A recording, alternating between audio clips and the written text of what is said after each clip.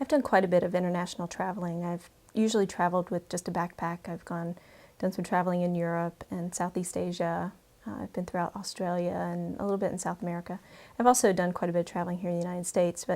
So I think I've become sort of an expert on how you need to pack in order to travel light and as a backpacker.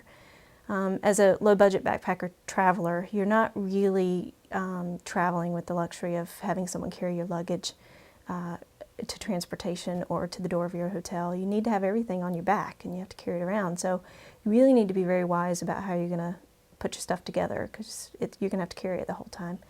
My philosophy is that you pack the same regardless of how long you're going to be traveling for. If you're going to be away for 2 nights or if you're going to be away for 2 months, you pack pretty much the same way. My suggestion is that you have one pair of shorts, 1 pair of long pants, 2 shirts maybe, a jacket for rain and a jacket for warmth. And other than that, you really don't need any other clothes.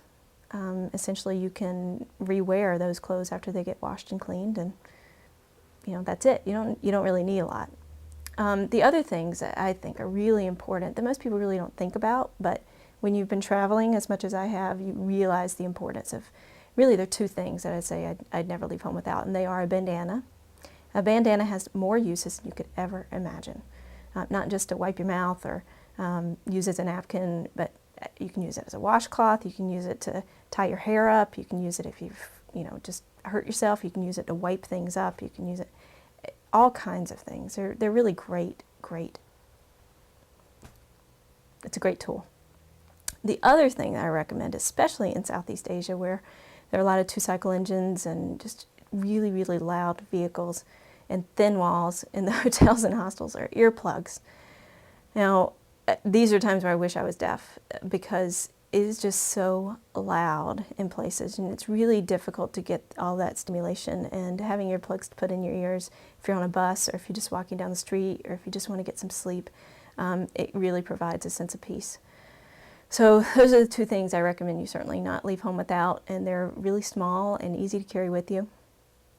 The other thing that I think most people pretty much know about, but it's something that I couldn't plan a trip without, is the Lonely Planet guidebook. Lonely Planet guidebooks have everything in them for the budget traveler, and I learned that on my first trip abroad to Europe, that Lonely Planet just proved invaluable for me, and have used it on all of my travels since. So with all of those, all of that advice, the clothes, the earplugs, the bandana, the guidebook, you should be ready for a trip.